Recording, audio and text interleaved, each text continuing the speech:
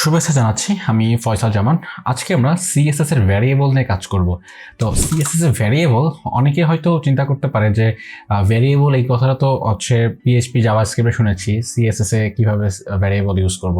তো ভ্যারিয়েবল জিনিসটা হচ্ছে আমরা একটা প্রজেক্টে একটা কালার দেখা যাচ্ছে, আমরা বিভিন্ন সময় আমরা পি ট্যাগের ভিতরে একটা কালার ইউজ করলাম, যে কালার রেড, তারপরে আবার হচ্ছে H1 ট্যাগের ভিতরে আবার সেম কালার রেড ইউজ করলাম, আবার মনে করেন যে স্প্যান ট্যাগের ভিতরে আবার সেম সেই কালারটা ব্যবহার করলাম রেড। তাহলে একই রেড আমার 2-3 জায়গায় কিন্তু ইউজ হচ্ছে, একই কোড। অর্থাৎ আমার কালার যদি হয়, আমি জিনিসটা যদি একটু এক্সাম্পল দিই, কালার হয় হচ্ছে #DDT, তাহলে এই কালার কোডটা আমার ওয়ান টাইম এখানে আমি ইউজ করলাম। আমি একাধিক ইউজ করতে পারি আমার প্রজেক্টে, রাইট? এখানে আমার H1 ট্যাগের ভিতরে হতে পারে, পি ট্যাগের ভিতরে হতে পারে, অন্য একটা হেডের ট্যাগের ভিতরে হতে পারে, বা যে কোনো আমার প্যারাগ্রাফ অ্যানাদার একটা প্যারাগ্রাফের ট্যাগের ভিতরে হতে পারে এই কালারটা, ঠিক আছে? এখন আপনি যেহেতু একই কালার ইউজ করেছেন, ডিডিটি, মানে আপনার তো ছাই কালার টাইপের একটা কালার ইউজ করেছেন। তো এমন যদি হতো যে আপনি প্রজেক্টটা স্টার্ট করার সময় আপনার একটা ভ্যারিয়েবলের ভিতর এই কোডটাকে আপনি স্টোর করলেন, রাইট?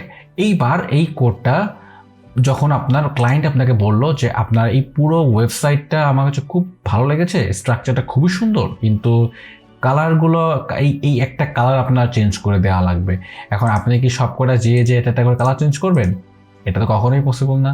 এটা হয় যে হ্যাঁ, আমার এখানে 2-3টা আছে, আমি কালার চেঞ্জ করতেই পারছি, কিন্তু এটা গোটা প্রজেক্টে কিন্তু এভাবে কালার চেঞ্জ করা কিন্তু চারটেখানি কথা নয়, রাইট?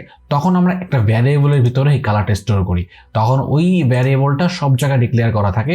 জাস্ট আমার যদি কোনো কালার চেঞ্জ করার প্রয়োজন পড়ে, সেই ভ্যারিয়েবলটা দিয়ে আমরা কালারটাকে চেঞ্জ করলে আমার গোটা ওয়েবসাইটেরই এই ডিডিটি কালারটা চেঞ্জ হয়ে যে স্টোর করার নতুন যে কালারটা আসবে সেটা এখানে এক্সিকিউট হবে, ঠিক আছে?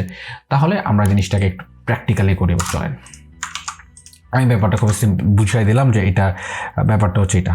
এখন পি ট্যাগ হতে পারে যে কোনো হোয়াটএভার। এখন পি ট্যাগের ভিতরে আমি লরেমের 10 ওয়ার্ডে কিছু শব্দ লিখলাম, লরেম 10 ওয়ার্ডের কিছু শব্দ যুক্ত করলাম এখানে, এবং এখানে রিফ্রেশ করি।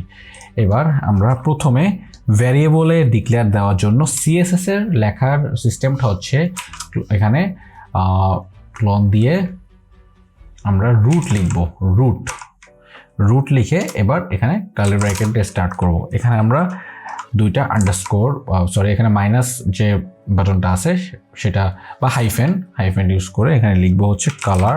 আমার যে কোনো নাম, এই নামটা যে কোনো নাম হতে পারে, হোয়াটএভার আপনি আপনার নামটা যেটা রাখেন না কেন, তবে এটা একটা সুন্দর নাম রাখবেন, COLOR, কালার হতে পারে। কালার যেহেতু এটা প্রাইমারি কালার আপনি সিলেক্ট করবেন, প্রাইমারি কালার আমি রাখলাম হচ্ছে #22FF, এই কালারটা রাখলাম ব্লু।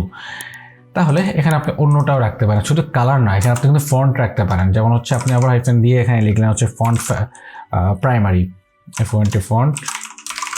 ফন্ট প্রাইমারি রাখলেন হচ্ছে এখানে ফন্টের সাইজ রাখতে পারেন, যে ফন্ট সাইজ প্রাইমারি রাখতে পারেন। এখানে ফন্ট সাইজ প্রাইমারি হচ্ছে 20 পিক্সেল, ঠিক আছে? অলরাইট, তাই এইবার আপনি এইটাকে কিভাবে স্টোর করা যে কালারটাকে কীভাবে আপনি এখানে ডিক্লেয়ার দেওয়ার জন্য পি ট্যাগটাকে আপনি মনে করেন এবার ওয়েব প্রোগ্রামিং কোড শুরু করে দিয়েছেন, আপনি এবার সিএসএস স্টাইল করা শুরু করে দিয়েছেন। এবার পি ট্যাগের ভিতরে হোক, H1 ট্যাগের ভিতরে হোক, হোয়াটএভার, আপনি যে কোনো জায়গায় এই কালারটা পেস্ট করবেন। কালারটা পেস্ট করার জন্য জাস্ট আপনার প্রথমে কালার প্রপার্টিসটাকে এখানে লিখবেন, তারপর লিখবেন ভার লেখার পর ভারের ভিতর হচ্ছে আপনার এই যে ভিতরে প্যারামিটার বলতে পারেন, বা ভিতরে যে স্টোর করা যে ভ্যারিয়েবলটা আছে এটা পাস করে দেবেন। এটা নাম হচ্ছে সেম যেমনটা আছে, হাইফেন কালার প্রাইমারি লিখলে এটা এখানে কিন্তু অ্যাপ্লাই হয়ে যাবে। এবার যদি এখানে পেস্ট করি, একই অবস্থা। এখন মনে করেন যে আপনার এখানে পি ট্যাগের পরিবর্তে আছে H1 ট্যাগ, ঠিক আছে? এবার H1 ট্যাগের পরিবর্তে এখানে মনে করেন যে আছে H2 ট্যাগ, ঠিক আছে?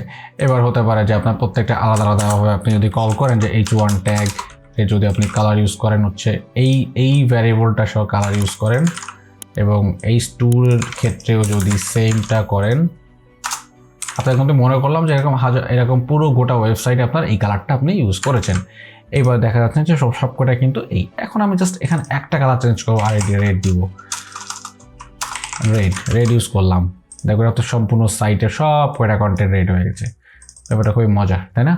তাহলে এটা কিন্তু আপনি কিন্তু সেম ভাবে এখানে কালারের পরিবর্তে ফন্ট সাইজ যেটা আপনি আগে ডিক্লেয়ার দিয়েছেন, ফন্ট সাইজ এটা হতে পারে হচ্ছে var, হতে পারে হচ্ছে ফন্ট সাইজ প্রাইমারি, এটা 20 পিক্সেল কিন্তু অনলি ফর p তে অ্যাপ্লাই থাকবে। এই যে 20 পিক্সেল অ্যাড হয়ে গেছে। ফন্ট সাইজ আপনি যদি এটা var হিসেবে চেঞ্জ করে দেন, এটাই এই যে 20 পিক্সেল হয়ে গিয়েছে। তো আশা করি বুঝতে পেরেছি, তাই না? ধন্যবাদ সবাইকে।